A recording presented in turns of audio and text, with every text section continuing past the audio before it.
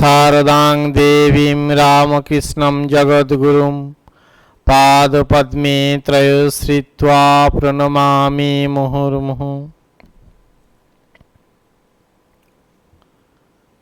আজকে আমরা যে বিষয়টি নিয়ে আলোচনা করব সেটি হলো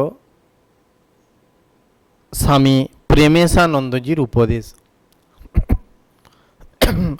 স্বামী প্রেমেশানন্দজি মহারাজ পূর্বাশ্রমে, তার নাম ইন্দ্রদয়াল ভট্টাচার্য, তখন পূর্ববঙ্গ অধুনা বাংলাদেশ। তো তিনি ছিলেন সারদা মায়ের সন্ন্যাসী সন্তান, মন্ত্র শিষ্য, অর্থাৎ মন্ত্র দীক্ষা লাভ করেছিলেন প্রেমেশানন্দজি মহারাজ শ্রী শ্রী মায়ের কাছ থেকে। অত্যন্ত উচ্চ স্তরের একজন সাধু তিনি, আধ্যাত্মিক অনুভূতি সম্পন্ন এবং ব্রহ্মজ্ঞানী। এই হিসেবে তিনি রামকৃষ্ণ মঠ মিশনে পরিচিত হয়ে আছেন।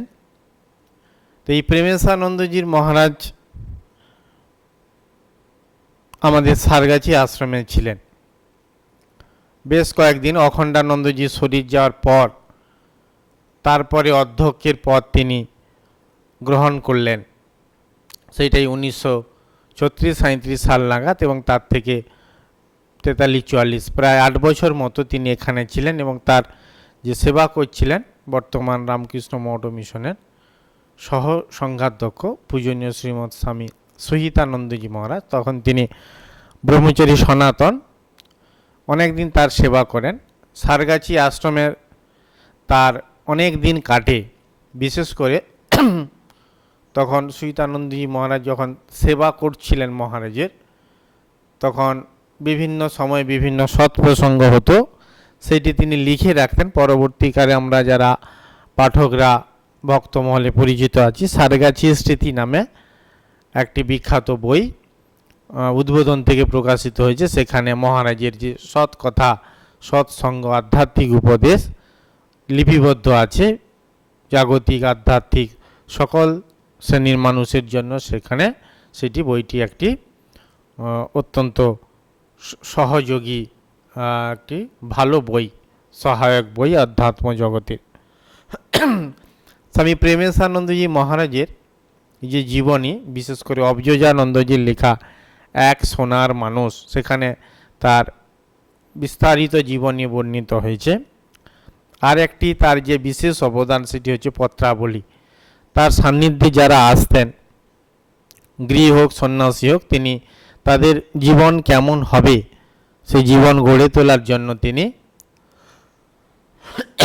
উপদেশ চিঠির মাধ্যমে দিতেন। সেই চিঠিগুলো অনেক সময় মহারাজ নিজে লিখতেন, বয়সের শেষের দিকটাতে তিনি লিখতে পারতেন না, সেবক লিখে দিতেন। তো সেই চিঠি লিপিবদ্ধ হয়ে বৃহৎ যে বইটি পত্রাবলী, সেই পত্রাবলীতে লিপিবদ্ধ আছে। সেখানে মহারাজের বিভিন্ন উপদেশ, তার লেখা কবিতা, বিশেষ করে গান, তার গান অত্যন্ত সুন্দর। ঠাকুরমা, স্বামীজি তিনজনকে নিয়ে তিনি গান রচনা করেছেন এবং অতি উচ্চ আধ্যাত্মিক ভাবসম্পন্ন সেই গানগুলো। ঠাকুরের একটি গান আছে, সেই গানটি হচ্ছে তারই লেখা, প্রেমেশ মহারাজের, অরূপ সায়রে লীলা লহরী উঠিল মৃদুল করুণাবায়। এই গানটি দুজনেই প্রশংসা করেছিলেন, রাজা মহারাজ এবং শিবানন্দজি মহাপুরুষ মহারাজ। মহাপুরুষ মহারাজ বলছিলেন এই গানটি সম্পর্কে যে এই গান যে লিখেছে তার অনুভূতি হয়েছে, যে সে এই গান লিখতে পারবে না। তো এরকম উচ্চ আধ্যাত্মিক স্তরের তার গান ছিল। বিশেষ করে আমরা সহিতানন্দজি মহারাজের কাছ থেকে শুনেছি যে প্রতি বছর ঠাকুরের তিথি পুজোর দিনে একটি করে তিনি নতুন গান রচনা করতেন ঠাকুরকে নেই। তো এই যে গান হোক, কবিতা হোক, পত্রাবলী হোক এবং তার জীবনী, আরও কয়েকটি বই আছে, মুসাফিরের গাঁটরি বা সারগাছি স্মৃতি তো বললাম, এক সোনার মানুষ, পত্রাবলী, এই মহারাজের লেখা আত্মবিকাশ। আমরা আজকে আলোচনা করব মহারাজের উপদেশগুলো, বিশেষ করে যারা ছাত্রাবাসে থাকে রামকৃষ্ণ মঠ মিশনের, তাদের জন্য মহারাজ বেসিক্যালি লিখেছিলেন এই বইটি। কিন্তু সেটি শুধু তাদের জন্য না, সকলের, তার অভিভাবক, অভিভাবিকা, মাস্টারমশাই, সকল শ্রেণীর মানুষের জন্য সেই উপদেশগুলো, সেই যে কথাগুলো প্রযোজ্য, অর্থাৎ জীবন গঠনের ক্ষেত্রে কাজে লাগবে। তো এই জন্য মহারাজের যে ছড়িয়ে ছিটিয়ে আছে সমগ্র রচনাবলী, তার গান, তার কবিতা, তার উপদেশ, চিঠিপত্র, সেখান থেকে কিছু উপদেশ সংকলিত করা হয়েছে, সেগুলো আজকে আমরা আজকের আলোচনাতে ব্যক্ত করব। ওই জন্য আজকের টপিকটির নাম হচ্ছে স্বামী প্রেমেশানন্দজির উপদেশ। এই উপদেশ তিনি কি কি দিয়েছিলেন, কাদের জন্য দিয়েছিলেন? সর্বশ্রেণীর মানুষের জন্য, টিচার, স্টুডেন্ট, অভিভাবক, অভিভাবিকা, অধ্যাত্ম সাধক, গৃহী, সন্ন্যাসী, সকল শ্রেণীর মানুষের জন্য তার উপদেশ বর্ণিত হয়েছে। বিশদ আকারে বইতে বর্ণনা আছে, এখানে কয়েকটি বাছা বাছা আলোচনা করা হবে। প্রথম, তাহলে আজকের আলোচনার বিষয় স্বামী প্রেমেশানন্দজি, প্রেমেশ মহারাজের উপদেশ। প্রথম, একজন মানুষ যত বড় বিদ্বান বা ধার্মিক হন না কেন, লোকের সঙ্গে মধুর ও ন্যায়সঙ্গত ব্যবহার না করলে কেউ তাকে শ্রদ্ধা করে না, ভালোবাসে না। আমরা এখানে যতগুলো উপদেশ দেখব, সেখানে খুব যে বেদান্তের উচ্চ তত্ত্ব, খুব খটোমটো ব্যাকরণ, ভাষা, দুর্বোধ্য, ওরকম নেই। খুবই সহজ সরল ব্যক্তি জীবনে, ব্যবহারিক জীবনে যেগুলো ছোটোখাটো হয়তো আমরা বলছি খুঁটিনাটি, কিন্তু সেইগুলোর উপরে মহারাজ জোর দিয়েছেন যে সেইগুলো সুন্দর হলে তোমার জীবনটি সুন্দরভাবে গড়ে তুলবে। ওই জন্য আমরা যে উপদেশগুলো আজকে পড়ব খুবই সহজ সরল কথায়, ব্যবহারে, কিন্তু সেইগুলো যদি আমরা পালন করি খুব কষ্ট হবে না, কিন্তু জীবনটি সুন্দর হবে। যেমন তার জীবনটি সোনার জীবন, সোনার মানুষ তিনি, তেমনি আমাদের জীবনটি সুন্দর হবে। তো এখানে তিনি কি বলছেন? বলছেন একজন মানুষ যত বড় বিদ্বান বা ধার্মিক হন না কেন, লোকের সঙ্গে মধুর ও ন্যায়সঙ্গত ব্যবহার না করলে কেউ তাকে শ্রদ্ধা করে না, ভালোবাসে না। তাহলে মানুষের ভালোবাসা, তার শ্রদ্ধা, তার হৃদয়, তার মন পেতে হলে তার সঙ্গে মধুর ব্যবহার করতে হবে। আমি বড় ধার্মিক, বড় বিদ্বান, কিন্তু আমার ব্যবহারে সেই শ্রদ্ধা ভালোবাসা নেই, তাহলে লোক আমাকে ভালোবাসবে না। দ্বিতীয়ত, 10 জনের সহায়তা বিনা আমি একা বেঁচে থাকতে পারবো না জেনে কারোর প্রতি রুক্ষ ব্যবহার কখনো করিও না। মানুষ সমাজবদ্ধ জীব, তার হয়তো পয়সা আছে, সেই পয়সা দিয়ে নানাবিধ জিনিস কিনে নিতে পারে, কিন্তু তা হলেও সমাজের প্রত্যেকটা মানুষের কারোর না কারো তার পিছনে অবদান আছে। তার খাদ্য থেকে শুরু করে, বস্ত্র থেকে শুরু করে, বাসস্থান থেকে শুরু করে, আরও তার জীবনযাপনের যে নানা সামগ্রী, সেইগুলো অনেক অন্যান্য মানুষের শ্রমের, তাদের অবদানের সঙ্গে জড়িত। এই জন্য মহারাজ বলছেন যে যেহেতু 10 জনের সহায়তা বিনা আমি একা বেঁচে থাকতে পারবো না, ওই জন্য কি করবে, করণীয় কি? বলছে কারোর প্রতি রুক্ষ ব্যবহার কখনো করো না। রুক্ষ ব্যবহার করা যাবে না, মানে খারাপ ব্যবহার, মিসবিহেভ করা যাবে না। তৃতীয়ত, তোমার ব্যবহারে সকল জিনিসই যেন খুব আদর পায়। শুধু যে ব্যক্তি তারা বা যাদের প্রাণ আছে তারা যে শুধুমাত্র আদর পাবে তা নয়, বস্তু যাদের আমরা নির্জীব হিসেবে তারাও যেন বইটি সুন্দর করে রাখা, পাখাটি সুন্দর করে রাখা, সুইচটি সুন্দর করে দেওয়া, এই যে ব্যবহারিক জীবনে ছোট ছোট কাজগুলো, তাতেও যেন তোমার কি হবে, শ্রদ্ধা প্রকাশ পাবে, খুব আদর পায়। এটা কিন্তু খুবই গুরুত্বপূর্ণ যে তোমার ব্যবহারে সকলই জিনিস যেন খুবই আদর পায়। চতুর্থ, ভৃত্য ও মজুরদের সঙ্গে বন্ধুর মতো ব্যবহার করিও। এটা খুব ইম্পর্টেন্ট, এই কারণে আমরা একটু সম্মানীয় ব্যক্তি বা অন্যদের যারা বিদ্বান বা সিনিয়র, তাদের সঙ্গে ভালো ব্যবহার করলেও ভৃত্য, চাকর, মজুর, তাদের সঙ্গে অতটা ভালো তাচ্ছিল্য, তুচ্ছ তাচ্ছিল্য করা, এইগুলো অনেক সময় এসে যায়। এই জন্য মহারাজ এখানে বলছেন যে ভৃত্য মজুরদের সঙ্গে বন্ধুর মতো ব্যবহার করিও, ভালো আচার আচরণ করিও তাদের সাথে। পঞ্চমত, গুরুজন ও বয়স্ক লোকের সঙ্গে ব্যবহারে যেন শ্রদ্ধা প্রকাশ পায়, কথায়, বার্তায়, আচরণে যেন একটা শ্রদ্ধা, একটা সমীহ, একটা বিনয় ভাব যেন প্রকাশ পায়, এটি মহারাজ বলছেন।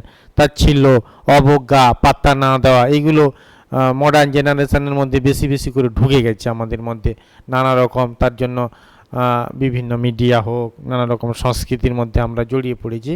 তো মহারাজ বলছেন কি, যে তোমাদের ব্যবহারে কি হবে যেন গুরুজন এবং বয়স্ক লোকের সাথে যেন শ্রদ্ধা প্রকাশ পায়। ষষ্ঠত, কোনো কাজই ছোট মনে করো না।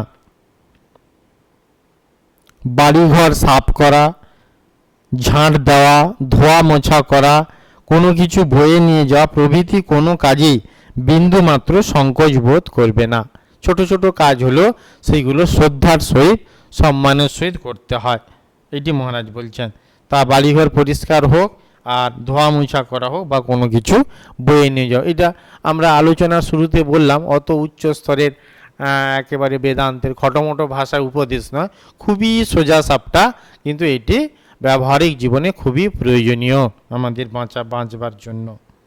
সপ্তম, 10 জনের সঙ্গে বসে পা দোলানো বড়ই অভদ্রতা। এটা আজকাল বেশিরভাগই দেখা যায় যে মানে ব্যবহারী চালচলনে অত্যন্ত অভদ্রতা প্রকাশ পায়। মহারাজ বলছেন কি, 10 জনের সঙ্গে তুমি যখন বসবে তখন তুমি পা তোলাবে না, তাতে কি হয়, অভদ্রতা প্রকাশ পায়।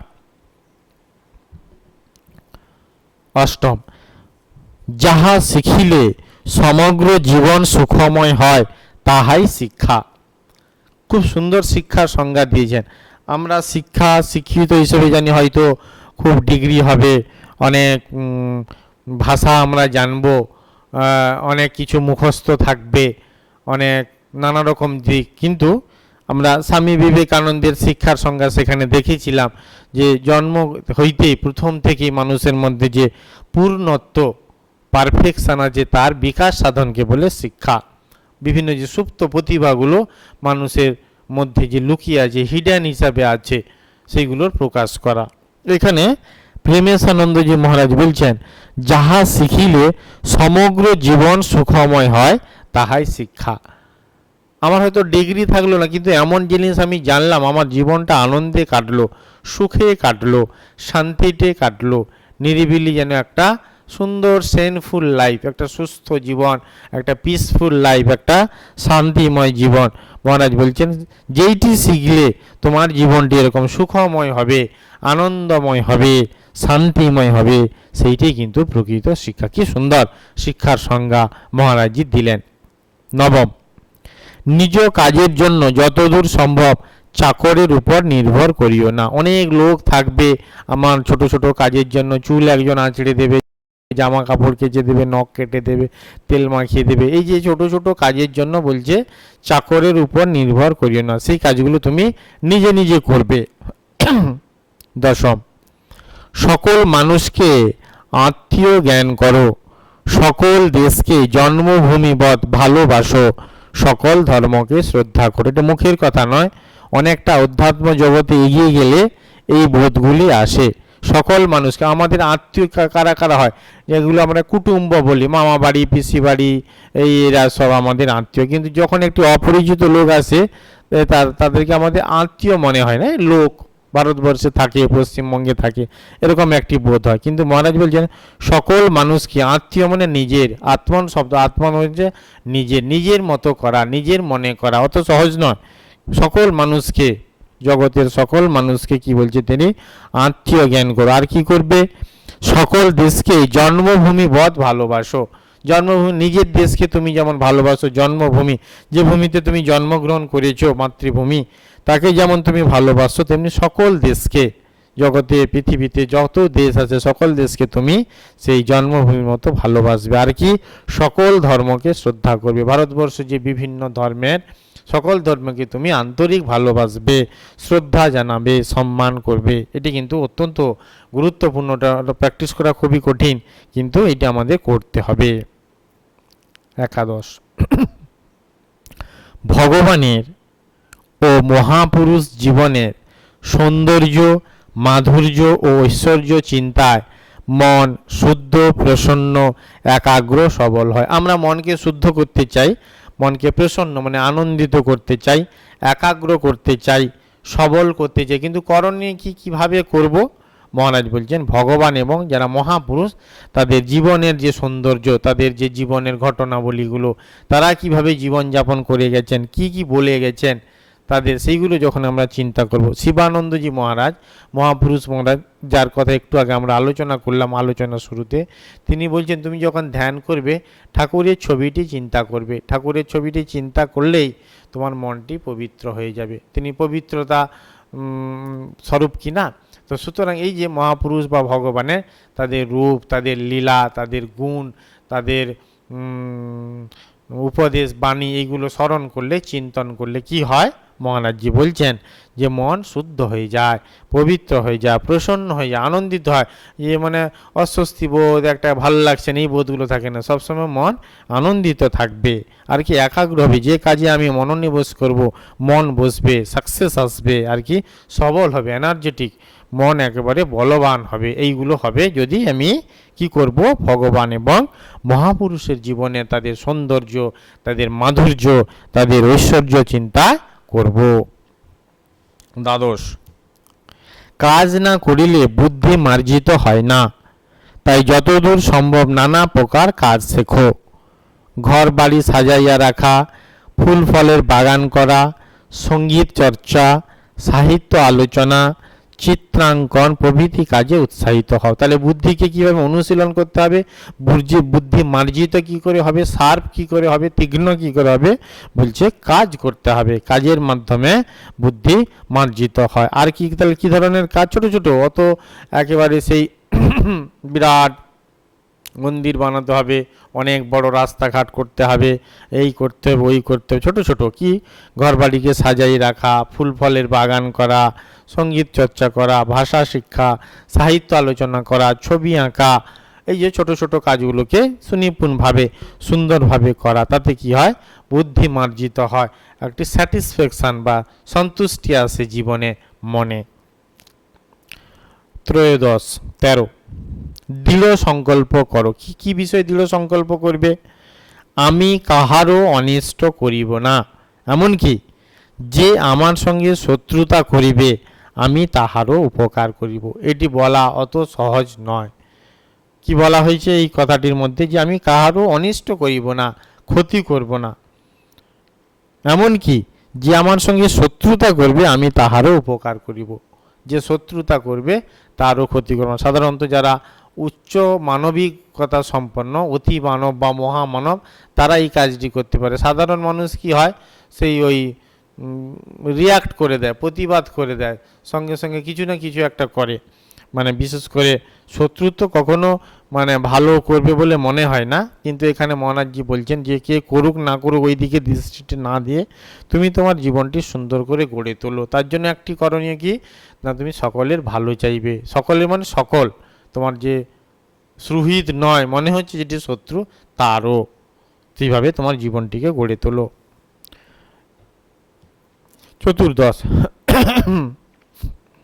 গীতা ও উপনিষদ হইতে মাধুর্যময় উদ্দীপক মন্ত্রগুলি অর্থবোধ সহ কণ্ঠস্থ রাখো এবং নিয়মিত আবৃত্তি করো। এটি একটি সুন্দর করণ। আমরা যে উপাসনা করব, কি কাজটি কি আমাদের? এখানে একটি সুন্দর পথ মহারাজ বললেন। কি বলছে? গীতা এবং উপনিষদ। গীতা হচ্ছে সেখানে ভগবান শ্রীকৃষ্ণের বাণী লিপিবদ্ধ আছে, আর উপনিষদ হচ্ছে ভারতবর্ষের যে ঋষিরা তারা যে বেদ লিখে গেছেন, বেদকে তারা দেখেছেন, শ্রবণ করেছেন, সেই যে বেদ লিপিবদ্ধ হয়ে আছে, বেদের যে জ্ঞান কাণ্ডটি উপনিষদ তাকে বলা হয়। সেখানে ঋষিদের উপলব্ধি করা সত্যগুলো মন্ত্র আকারে, শ্লোক আকারে লিপিবদ্ধ আছে। বুঝছে সেইগুলোর মাধুর্যময় উদ্দীপক মন্ত্রগুলো অর্থবোধ সহ কণ্ঠস্থ রাখো, আর কি করবে? মাঝে মাঝে আবৃত্তি করো। সেগুলো অনেক শক্তিশালী, মনকে, শরীরকে, জিহ্বাকে পবিত্র করে। মাঝে মাঝে জন্য এই কাজটি করবে। এটা অত্যন্ত সুন্দর একটি পথ। পঞ্চদশ, মধ্যে মধ্যে, এটা খুব ইন্টারেস্টিং, মধ্যে মধ্যে সুন্দর স্থানে ভ্রমণ এবং ঐতিহাসিক স্মৃতিস্থল ও তীর্থভূমি পরিদর্শন বিশেষ কল্যাণকর। সবসময় যে একবারে বইয়ে মুখ গুঁজে থাকতে হবে তা নয়। মহারাজ এখানে বলছেন যে সুন্দর সুন্দর প্রাকৃতিক যেখানে সুন্দর পরিবেশ আছে, দারুণ সূর্যোদয়, সুন্দর সূর্যাস্ত, নদী বয়ে যাচ্ছে কুলুকুলু বেয়ে, বিরাট শান্ত পাহাড়, কি উন্মুক্ত প্রান্তর, সবুজ বনভূমি, এরকম সুন্দর সুন্দর যে প্রাকৃতিক দৃশ্য সেখানে কি যাবে, ভ্রমণ করবে। তাতে কি হয়? মন উদার হয়, মনের যে সংকীর্ণতা, ন্যারোনেস, সেইগুলো কেটে যায়, মন অনেকটা বৃহৎ হয়ে যায়। আকাশের মতো গানে আছে, সূর্যের মতো হব উজ্জ্বল, আকাশের মতো হব নির্মল, মুছে দেব বুকে টেনে নিয়ে অসহায় মানুষের চোখের জল। এই যে আকাশের মতো নির্মল হব, সূর্যের মতো উজ্জ্বল হবে। মাঝে মাঝে প্রাকৃতিক যে সুন্দর সুন্দর স্থানগুলো আছে, নয়ন প্রীতিকর, স্বাস্থ্য সুখকর, এই সমস্ত স্থানে যাওয়া, ভ্রমণ করা। আর কি ঐতিহাসিক স্মৃতিস্থল, যেগুলো ইতিহাস হয়ে আছে, তাদের যে কার্যাবলী, তাদের স্মৃতিস্তম্ভ, তাদের যে স্থাপত্য, তাদের যে ভাস্কর্য, সেইগুলো মাঝে মাঝে দেখা। এইগুলো আমাদের ভারতবর্ষের অভাব নেই, এই ঐতিহাসিক স্মৃতিস্থলগুলো। তো এইগুলো মাঝে মাঝে দেখা। এবং তীর্থভূমি পরিদর্শন করা, যেগুলো তীর্থ, যেখানে সাধক মহাপুরুষরা তপস্যা করেছেন, ভগবানের আবির্ভাব হয়েছে, অনেক লোক যায় সেখানে, শ্রদ্ধা প্রকাশ করে, পুজো দেয়, জপ ধ্যান করে, তাদের মনের যে হৃদয়ের যে আন্তরিকতা সেটি নিবেদন করে। এরকম সুন্দর স্থানগুলোকে তীর্থ বলা হয়।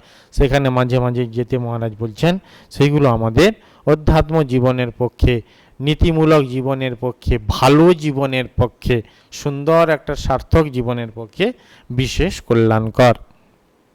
16, এইখানে মহারাজ একটা সুন্দর সংজ্ঞা দিয়েছেন, কাকে শুদ্ধ কর্ম বলে। কি বলছেন মহারাজজি? মহারাজ বলছেন, যে কর্ম করিলে মনে কোনো দ্বিধা বা আসক্তি হয় না, তাহাই শুদ্ধ কর্ম। তাহলে শুদ্ধ কর্ম কি? এমন একটা কাজ করবো তাতে দ্বিধা, কনফ্লিক্ট আসবে না, এই করাটা কি ঠিক হলো, না করলে বোধহয় ভালো হতো, আচ্ছা কেউ কিছু বলবে না তো, আর তাকে যাক, কি এমন এই যে একটা মানে সংকোচ বোধ, একটা দ্বিধা, একটা কনফ্লিক্ট, মানে স্যাটিসফাইড নয়, মনে হচ্ছে একটু অপরাধ বোধ হচ্ছে, মনে হচ্ছে কাজটা করা ঠিক হয়নি, এই বোধগুলো যদি আসবে না, এবং অশান্তিও হবে না, সবসময় শান্তি পাবে, আর হ্যাঁ ঠিক আছে আমি ভালো কাজ করেছি, তো এই ধরনের বোধকে, এই ধরনের বোধ আনবে যে কর্ম, তাকে বলছে শুদ্ধ কর্ম। তাহলে শুদ্ধ কর্ম কি? যে কর্ম করিলে মনে কোনো দ্বিধা বা অশান্তি হয় না, তাহাই শুদ্ধ কর্ম। তাহলে আমাদেরকে মহারাজ কোন কর্মগুলো তাহলে করতে হবে? আমরা তো ওরকম বেছে না করে হয়তো একসাথে এক নাগাড়ে কিছু কাজ করে গেলাম, যাতে কিছু দ্বিধা আসছে, কি অশান্তি আসছে, তাহলে মধ্যে বোঝা যেতে পারে, মহারাজের এই সংজ্ঞাটা অনুযায়ী ক্লারিফাই করা যেতে পারে যে এটা শুদ্ধ কর্ম নয়। কেন না? তাতে আমার দ্বিধা আসছে, আমার শান্তি হচ্ছে না। যদি উল্টোটা কোনো দ্বিধা না আসে, মন যদি শান্তি আনন্দে পরিপূর্ণ হয়ে যায়, কোনো কাজ করলে মহারাজ অবশ্যই সেইটি হচ্ছে শুদ্ধ কর্ম, অবশ্যই সেই কাজগুলো করবে। 17, বুদ্ধিকে সূক্ষ্ম করিবার জন্য লৌকিক বিদ্যা চর্চা বিশেষ আবশ্যক। আমরা কিছুক্ষণ আগে একটা পয়েন্টসে বলেছিলাম যে বুদ্ধিকে মার্জিত করতে গেলে যেমন কাজ দরকার, তেমনি বুদ্ধিকে সূক্ষ্ম করতে গেলে, সার্ভ করতে গেলে কি করতে হয়? লৌকিক বিদ্যা চর্চা, ইতিহাস, ভূগোল, বিজ্ঞান, দর্শন, শিক্ষা, নানা রকম বই, সংস্কৃত, সেইগুলোকে মাঝে মাঝে কি করা হয়? লৌকিক বিদ্যা চর্চা, কাল্টিভেশন করা, অনুশীলন করা, সেইগুলো করা দরকার। তাতে হয় কি না, বুদ্ধি সূক্ষ্ম হয়, খুব শার্প হয়, তীক্ষ্ণ হয়। 18, সকল কাজ আরম্ভ করিবার পূর্বে তাহাকে অর্থাৎ শ্রী শ্রী ঠাকুরকে ডাকো। এটি একটি সুন্দর উপাসনা পদ্ধতি। আমি পড়াশোনা করব, কি পুজো করব, কি ক্লাসে পড়াবো, কি কোনো জায়গায় বক্তৃতা দেব, কি কোনো বাগান কুপাবো, বাগানের কিছু কাজ করব, কি ঘরের কিছু ঘরদর সমস্ত বলছে মহারাজ, যে বলছে যে কাজ তুমি শুরু করবে, শুরু করার আগে একবার মনে মনে তাকে স্মরণ করবে, তাকে ডাকবে। উদ্দেশ্য কি? এই কাজটি যেন তার পুজো হয়। আমি এটা নিজের জন্য করছি না, আমার অহংকারকে চরিতার্থ করার জন্য করছি না, আমার নিজস্ব কোনো ফল প্রকাশের জন্য করছি না, আমি পূজা হিসাবে করছি। এই কাজটি আমি ভগবানের জন্য উৎসর্গ করছি, যে এই বোধটি যাতে আসে, আনা যায়, সেই জন্য কাজের প্রথমে একবার তাকে ডাকো, ঠাকুরকে ডাকো, এইটি মহারাজ বলছেন। 19 নম্বর, সর্বদা সদ্গ্রন্থ পাঠ বড়ই উপকারক। সদ্গ্রন্থ মানে যেখানে মহাপুরুষের জীবনী, বাণী বর্ণিত আছে, সেইগুলো পড়লে অটোমেটিক্যালি মনটা একটি উচ্চ স্তরে থাকে, নিচু স্তর থেকে কামনা বাসনা, খারাপ নেগেটিভ চিন্তা, অপরের ক্ষতি করা, এই ধরনের চিন্তা ভাবনা থেকে মনটা একটু হায়ার লেভেলে উঠে যায়, শুদ্ধ লেভেলে। কিভাবে উঠবে বলছে সৎগ্রন্থ পাঠ, কিছু শাস্ত্র পাঠ, গীতা উপনিষদ, রামায়ণ মহাভারত ভাগবত পুরাণ, আরও নানা রকম যে সমস্ত ভালো ভালো বই আছে, সৎগ্রন্থ বলা হয়েছে, ভালো গ্রন্থ, গুড বুকস যেগুলো, সেইগুলো পড়লে কি হয়, তার মধ্যে একটা শক্তি, তার মধ্যে একটা সুন্দর গাইড পাওয়া যায়, যেটি আমাদের ক্ষেত্রে উপকারক। ব্যাসদেব বলছেন যে স্নেহময়ী জননীর মতো এই পুস্তক বই, তারা কি সবসময় কি হয়, তারা আমাদেরকে ভালো পথে নিয়ে যায়। স্নেহময়ী জননী যেন আমাদেরকে যেমন ভালো পথে নিয়ে যায়, তেমনি সৎগ্রন্থ আমাদের কি করে, ভালো ভালো ভালো অভিভাবক, ভালো দিকে নিয়ে যায়।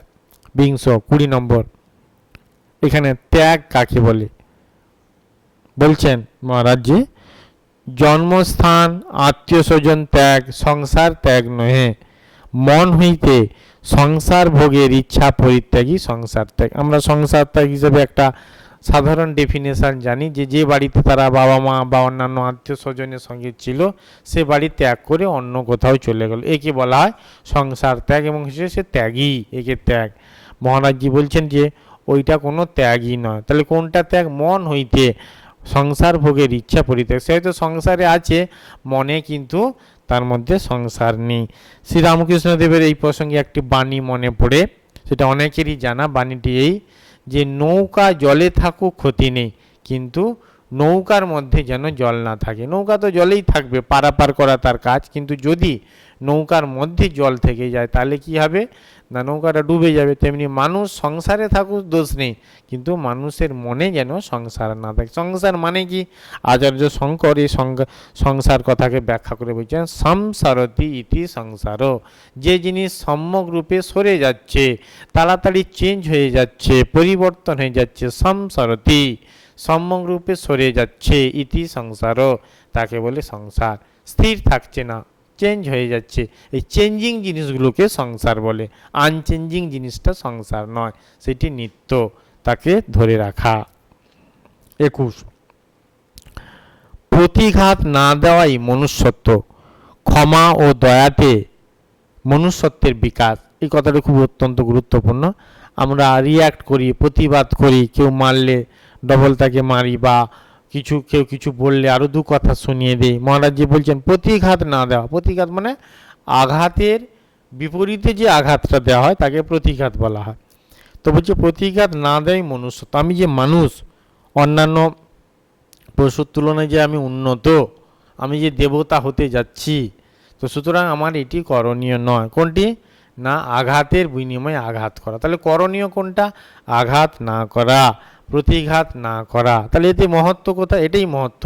এই যে তুমি কষ্টটি সহ্য করলে, এই যে তাকে মানুষ হিসেবে ক্ষমা করলে, তাকে দয়া করলে, এইটি হচ্ছে কি, তাতে বলছে মনুষ্যত্বের বিকাশ।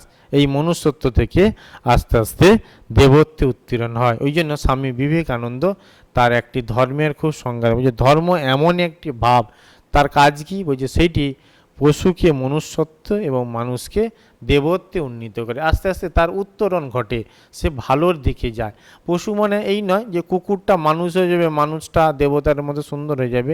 একই হয়তো মানুষ থাকবে, তার যে মানবিকতাগুলো, তার যে মনোভাবগুলো ছিল পশু সুলভ, নিকৃষ্ট, অত্যন্ত লোয়ার টাইপস অফ মানে বাসনা কামনা, তার চিন্তা ভাবনা যেটা পশুদের যেমন থাকে আর কি, আহার নিদ্রা মৈথুন এইগুলোতে বেশি রপ্ত, বেশি মানে লিপ্ত হয়ে আছে, সেগুলো থেকে তার খানিকটা উত্তরণ ঘটলো। তখন সে মানুষ হলো, মান এলো এবং হুঁশ তার মধ্যে এলো।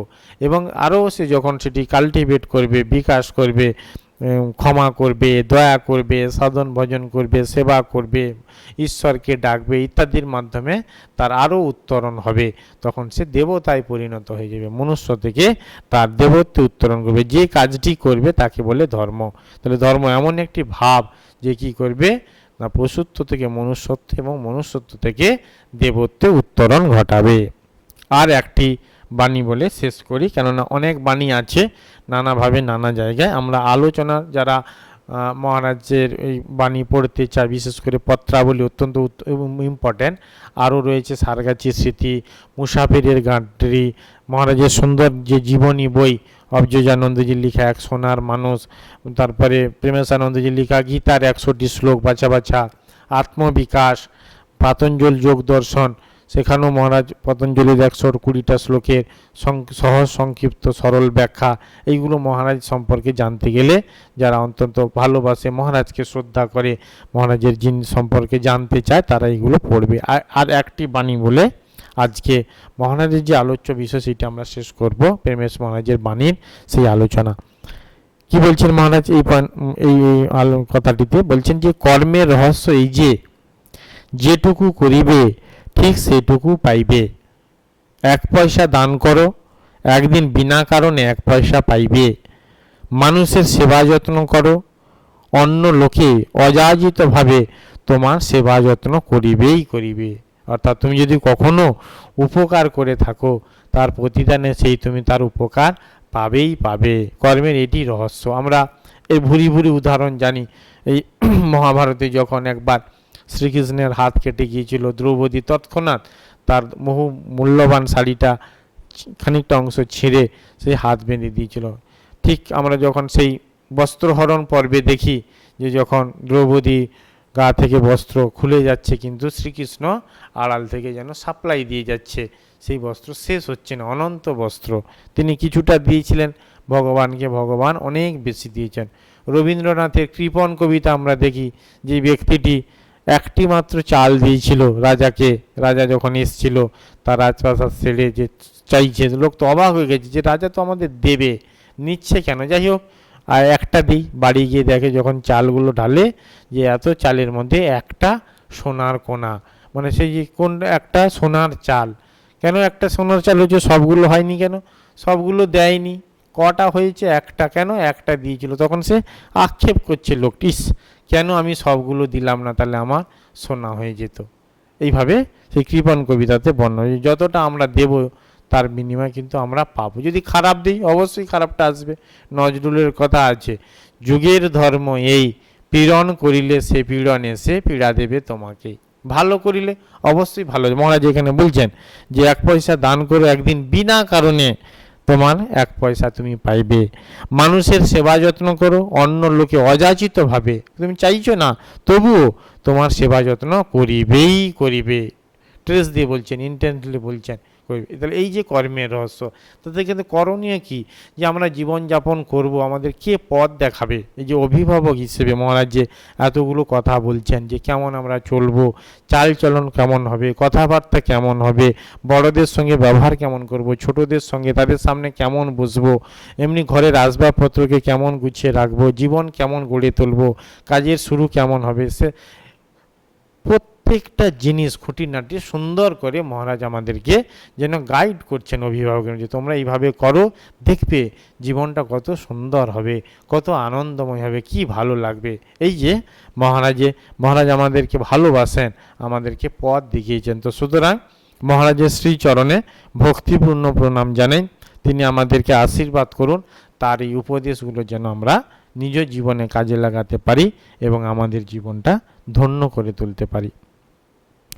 ওম শান্তি শান্তি শান্তি। হরি ওম তৎসৎ। শ্রীরামকৃষ্ণার্পণমস্তু।